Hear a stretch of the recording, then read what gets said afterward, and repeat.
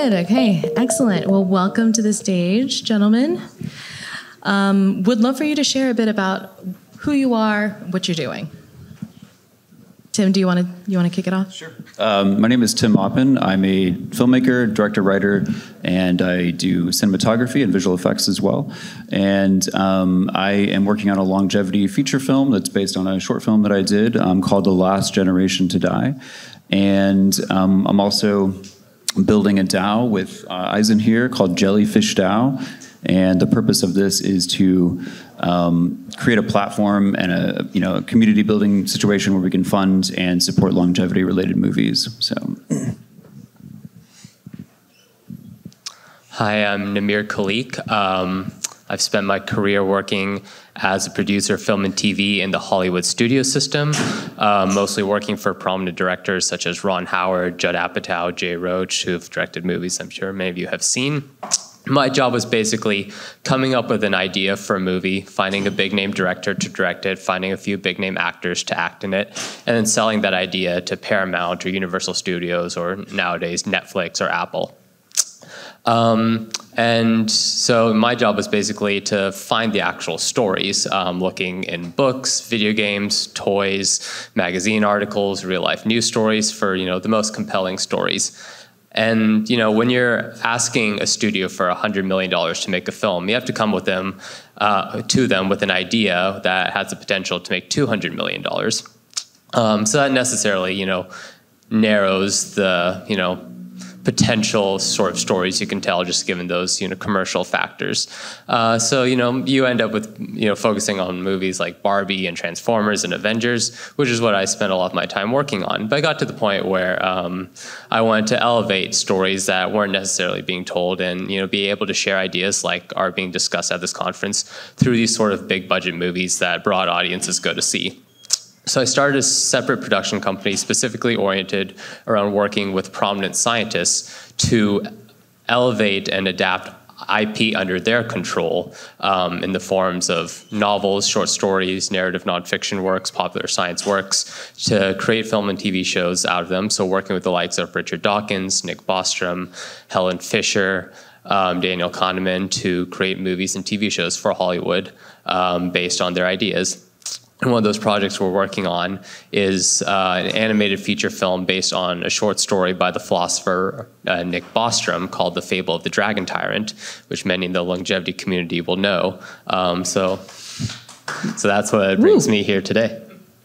We're going to have conversations after this. Absolutely. And just as a quick note before we move on, one of my favorite case studies for folks in corporate who actually incorporate storytelling in the way they develop products. For instance, the chief innovation officer at Lowe's actually hired a bunch of comic book artists to sort of visualize what the future would look like. And they actually use that material to develop a new line of products for Lowe's that are now in space. So yes, storytelling is by no means a soft art form. It is it's a science. It's an art and a science, and we can leverage that to further the longevity movement. Okay, so yes, sorry. Oh, real quick, I'm Isen Robbins. I'm a film producer. I've made 45 movies, mostly narrative features. I'm a Sloan Summit Award, something or other.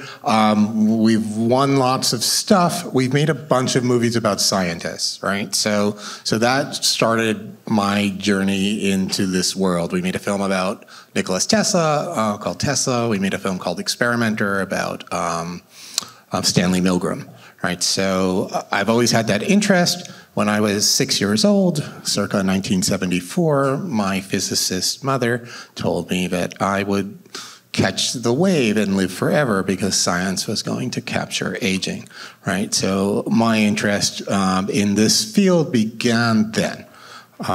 There was no this field then, which was not much of it. So always on my agenda has to be in this section and try to drive stories because we think stories change the world, or at least change a piece of the minds that then go on to change the world. I met Tim. And we started working on this DAO. So Tim is charging it, and that's what we're here for. We're here to support in early stages and all the way through a large quantity of narratives and fiction and documentaries in this space. Okay, so before we do sort of a deep dive on storytelling and how storytelling can impact public opinion, et cetera, what is Jellyfish DAO working on now?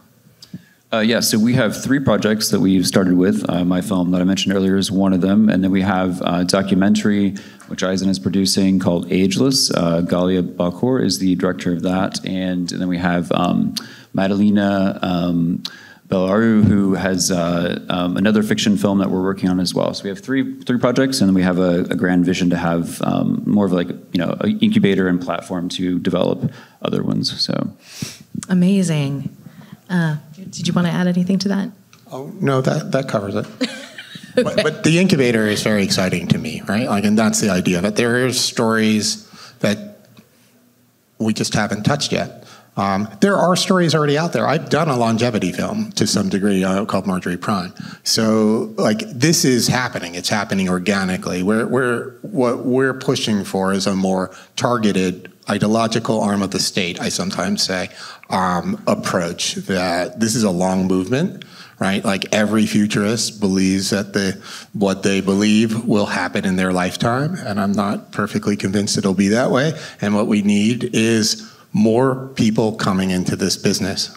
I think I heard there were 1,500 researchers working in this end of the world, which seemed like a very small number to me. And we need memes to go out there and change hearts and minds, quote unquote. Yes. And actually a question came to mind. Are any of you aware of a database of movies that touch on the theme of longevity? Is there one place that I could go to where I can look for films?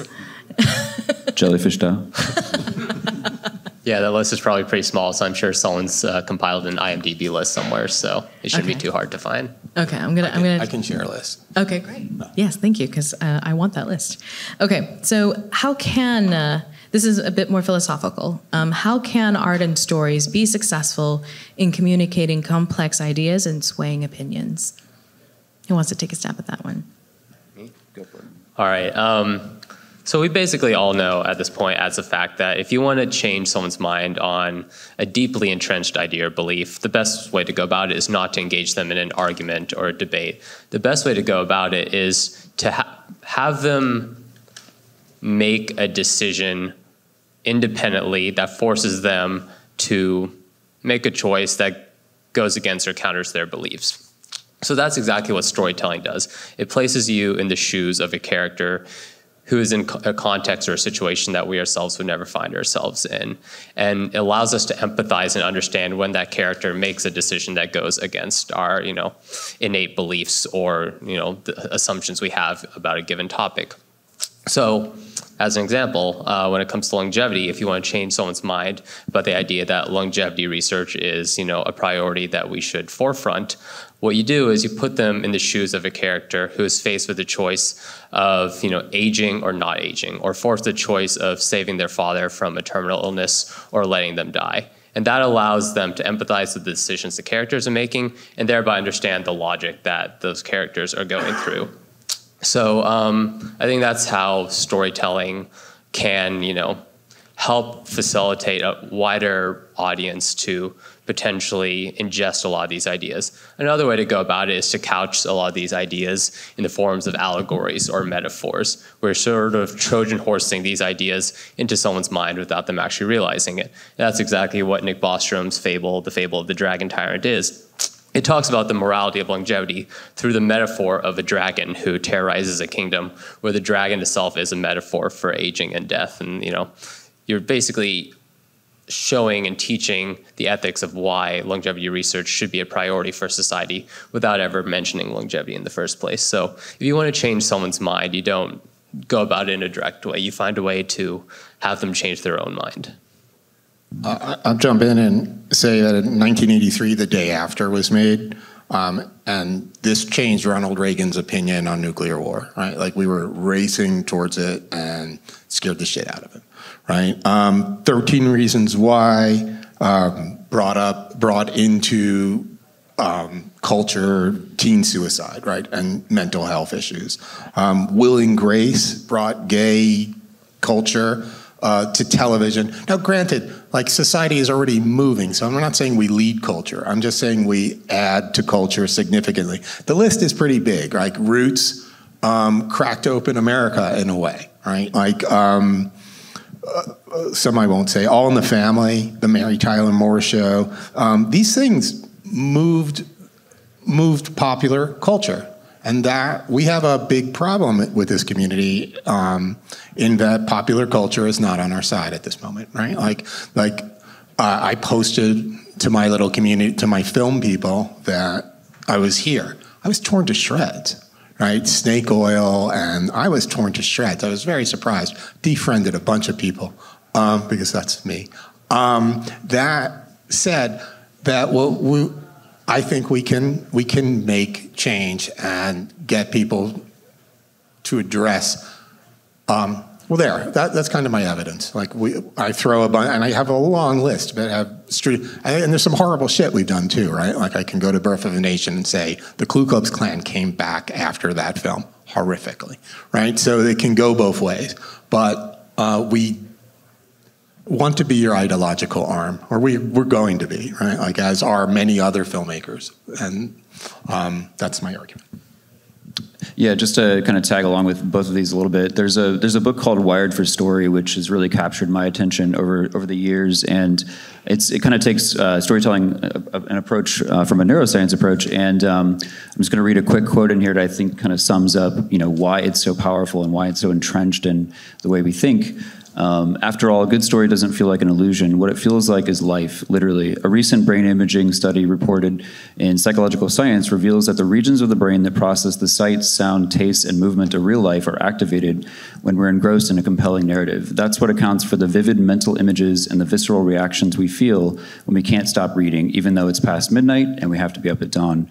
When a story enthralls us, we are inside of it, feeling what the protagonist feels, experiencing it as if it were indeed happening to us. Stories allow us to simulate intense experiences without actually having to live through them. So I think about that a lot when I'm writing or working on a project, because I think that's where the power comes from, and that's where we can get away from just classic arguments about longevity, which are going to capture some people, but not everybody. So if you put people in the shoes of a character in an emotional situation, it's much more powerful. So, and just to get a little intellectual about it, the process of identification is like very similar to Lacanian regression, right? So we set a room up, it's dark, you begin to identify with a character, their thoughts become yours, right? And we start pumping out theta wave, right? So almost like a dream state, very like a meditation state.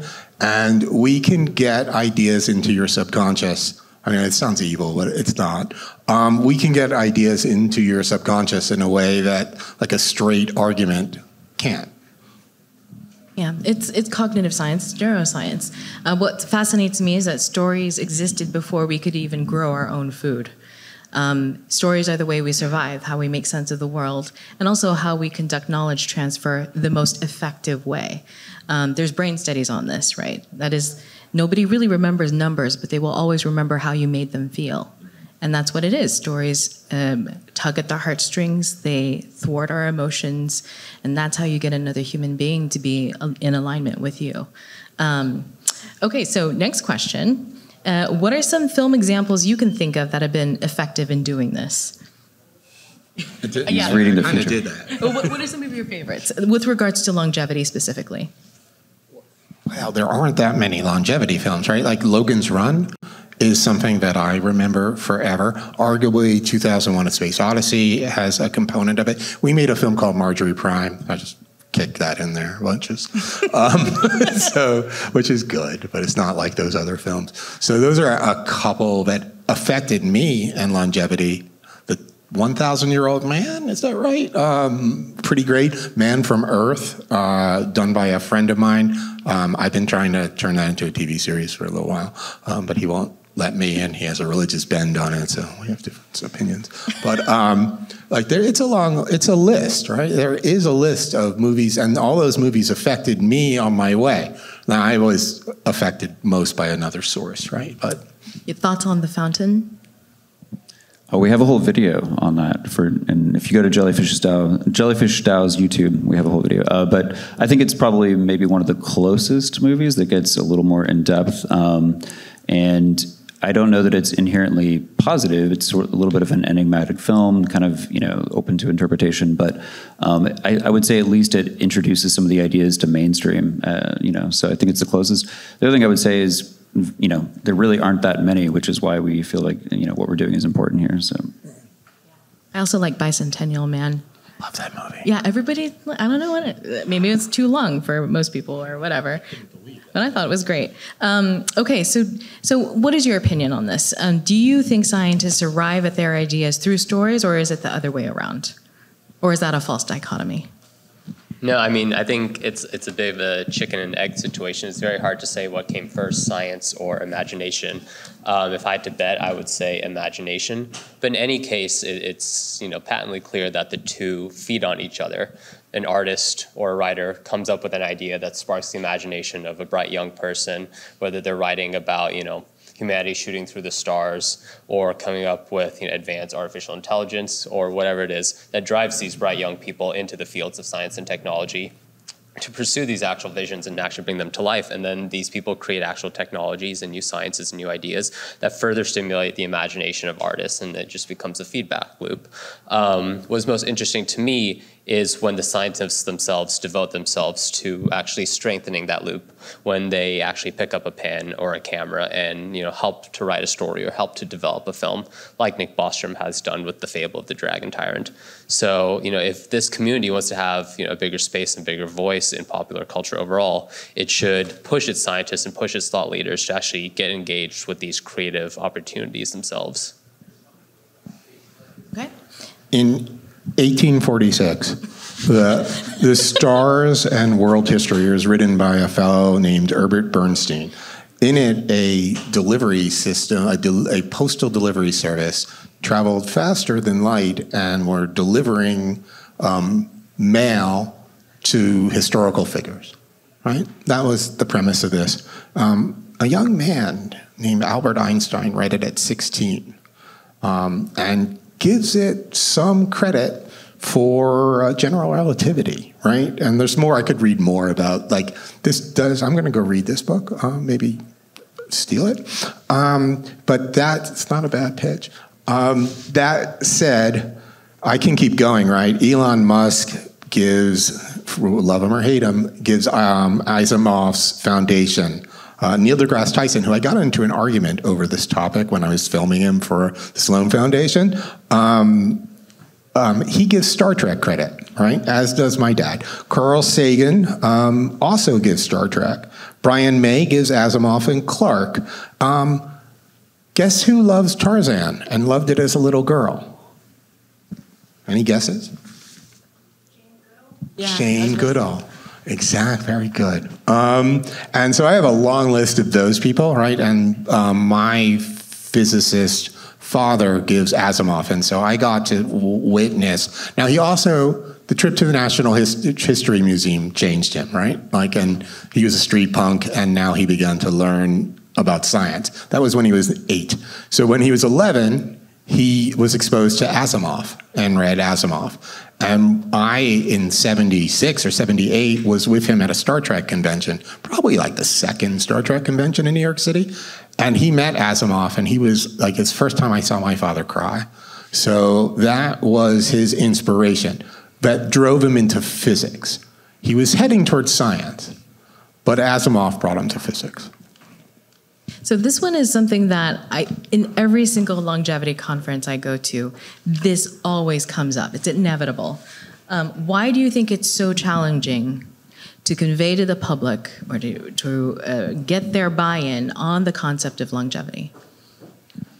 I mean, having many conversations about this with many folks, both kind of pro and against, I would say that it kind of goes along with terror management theory, how we've developed over time these really strong psychological impressions to deal with the fact that we suffer and we're going to die. And so I think those are so deeply built in that they're pretty hard to overcome, and most people have an inherent biased towards that. So you're working against the grain already. And then so once you start that conversation, then there's all kinds of complexities of like literally just the word aging. When you say aging, it can be taken multiple ways. It's like, well, there's the kind of positive aspect where you're growing older and getting wisdom and experience, and you're collecting things over your life.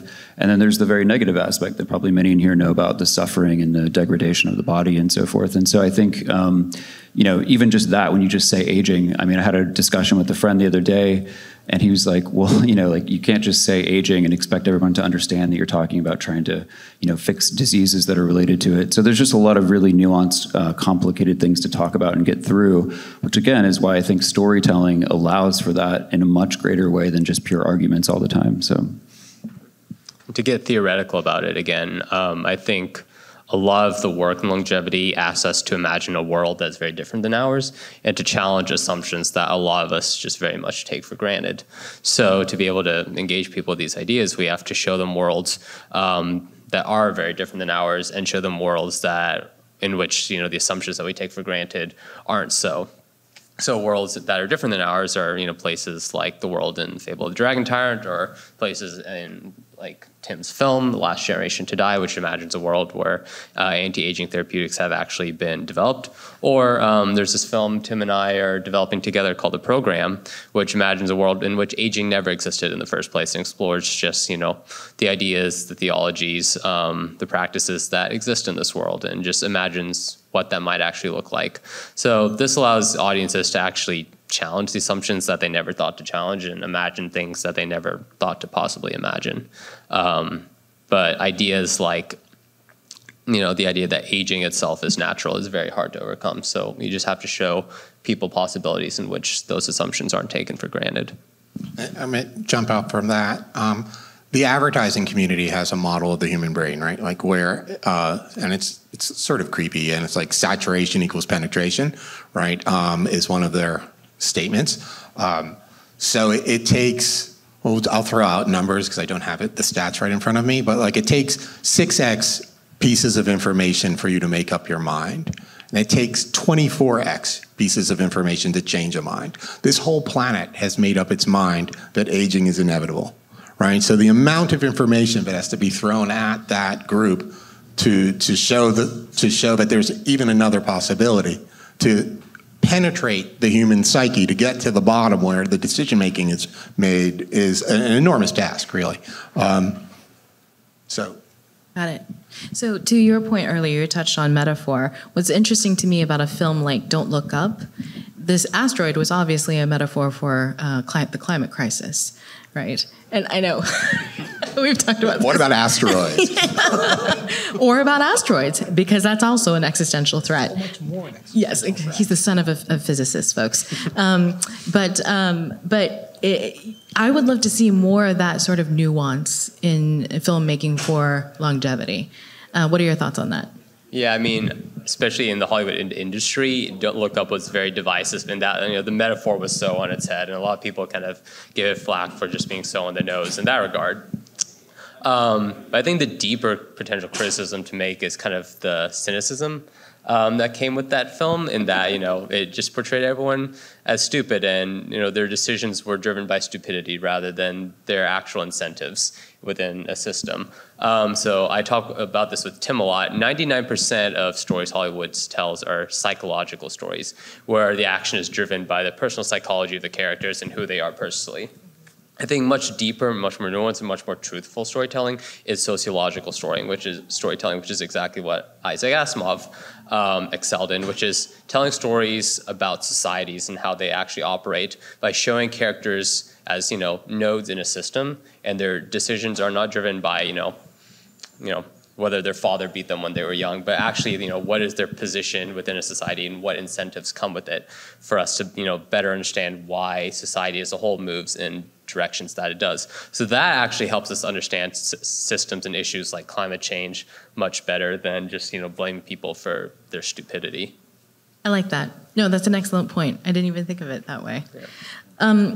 So just to ensure that we have a bit of time for Q&A, walk us through your processes as filmmakers and what draws you to make a specific film, And then what also inspires you to create films around healthy life extension and longevity? Sure. So for me, what's interesting about the longevity thing is that I came into longevity through making a film. So like when I made my short film, I sort of stumbled upon by reading a book by Michio Kaku, which was Physics of the Future, and there was a chapter about the future of medicine, and I just found it to be interesting, and so I modeled a story after that, and then as I talked to more people in the community and did research, I found that to be, I found it to be very interesting, and I agreed with a lot of the arguments and so forth, and so that's how I kind of arrived at longevity. And in terms of just how I approach something, I do think about it a lot visually. First is kind of just how my brain works, and then I kind of go from there. And then taking all these other factors into account, like I was discussing earlier, like Wired for Story, and like really just trying to think from that perspective of you're the character and moving through the film and the world in this space. So. Excellent. Any additional thoughts on that? I think just from my perspective, just because I'm coming from the industry business side, you just always have to keep your audience in mind. So 99% people out there in the world who would call themselves filmmakers are really just making things for themselves and just get very, wrapped up in the ideas they're trying to communicate. And they lose sight of the idea of like actually trying to communicate things for a very wide audience. So my advice to people is always just keep an audience in mind and think about what's going to appeal to them, what's going to interest them. Because for all of you, think about your favorite film growing up as a child. For how many of you was that film a documentary or a small $500,000 art house film? I would guess probably nobody. So just keep in mind what audiences really want. Sometimes that limits your creativity a little bit, and there's always, the tension between the business commercial side and the artistic side. But I think there's a happy balance to be struck there. Any thoughts? So many different ways to make movies, so many mountains to climb. We work in an international sales market. We work with many majors. We've certainly played with the studios a number of times. Like, every story has a way it can be made, and like chunk of granite, we look for that way it can be made. Sometimes they shouldn't be made. I agree with that. And sometimes they should. And when we can figure out the way to put it together, whether it be an equity person who just loves the topic, or a bunch of grants, or Lionsgate, or someone like that, we see a path to do it, and we think the movie is cool, and they're going to do something relatively good in the world. It's not causing evil. We make it. Okay. Well, thank you, gentlemen. Any questions from the audience? Katie? Hey guys, thank you so much. It was really interesting and inspiring for me. So you do have a grateful audience here. So anyway, my question is, I'd really like to hear your thoughts on the phenomenon that I've been thinking a lot about, that during like the last half century or so, there was some tectonic shift in attitudes towards the future in the society as a whole, and interestingly in its progressive part, right? From the mostly optimistic view, so-called Star Trek mentality, towards the so-called Star Wars mentality, but it's just names, okay? So you probably know what I'm talking about. And I feel that it really impacts also the way people see life extension. So, and I also feel that there's probably a feedback loop here, but the media had a lot to do with this. So I was wondering what are your thoughts on this phenomenon and how we can just break this feedback loop? Yeah, I think the phenomena between fantasy and science fiction is really interesting, because fantasy, and there's actual research to support this, fantasy's purpose is basically escapism from the real world. And it's mostly just, it doesn't touch or deal with the real world to try and make it better in any way. Science fiction, on the other hand, is often about what the future has entailed for us. And there's a difference between dystopian and utopian storytelling, obviously in terms of what they are, but also the purpose they serve. dystopian storytelling is good at convincing a society to not do something it's already doing. So if you want to stop society from doing something like releasing greenhouse gases or developing powerful artificial general intelligences, you show them a dystopian world to scare them out of the behavior they're already doing. Utopian storytelling is really good at convincing society to do something it's not already doing. And you do that by showing them a world that's much better than ours and getting them excited about the possibilities of that world. And I think the case of longevity right there is very interesting, because the question is the longevity movement asking society to engage in an affirmative action or a negative action, in that it's asking society to do something it's not already doing, or to stop doing something that it is doing, namely, ignoring aging as an issue in the first place. At the same time, just from a business market consideration, it's pretty well known amongst producers in Hollywood that these days dystopian stories do not sell. So producers and filmmakers are very intentional about not developing dystopian stories. And a big reason for that is that we've all kind of just come out of a real dystopia ourselves, given the pandemic and everything associated with it. So to a degree, people want escapism. So that is why things like fantasy are very big right now. So we need to develop science fiction that imagines real world scenarios that still satisfies some of that need for escapism and for happy endings, but doing so in a way that actually inspires people to live and improve in the real world.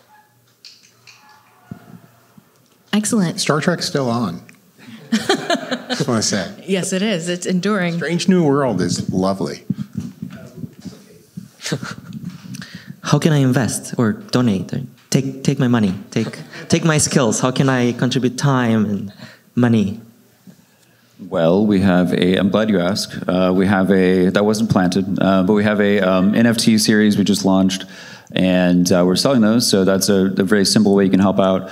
And then other ways are just joining our Discord and our community at Jellyfish. And if you want to invest a lot more, we'll certainly take that. But that's just the best way to get in touch with us and go from there. So, on my end, just as an example, the Fable of the Dragon Tyrant project, the development for that was entirely funded by individuals in the longevity community. The profits will be shared. If there are profits, the profits will be shared amongst people in the longevity community. So that is just one kind of community-oriented example that definitely wasn't typical for me, but that I engaged in to get normal people involved in this process, both financially, and then also just if you have a scientific or technological background.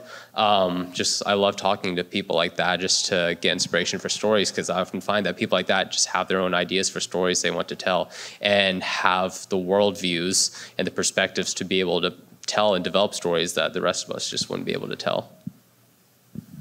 I have another question. What about songs? Can songs change people's mind? Of course. Right? I mean, yes. We're not music people. Well, I dabble, but we don't want to go there right now. You would have to go about it in a different way, because music is very good at evoking emotion. So people aren't usually listening for the lyrics; they're usually listening for how it makes them feel in a moment. So convincing someone of a technologically complex idea through music is a little bit harder, but I'm sure there's a way to go about it. I was pondering that a little today. Like, it's the 50th anniversary of rap today, right? Or yesterday, or today. The birth of it. And its lyrics were so progressive, so ahead, so talking about the hardness of life. And its dance move, its rhythm though was so fun. And so all these kids got this lesson in socioeconomics as they danced, right? And so, yeah, I think music can change the world. All you need is life. And love. And love. Okay, great. Well, round of applause for these gentlemen. Thank you so much. Thank you. Namir, Isen, and Tim.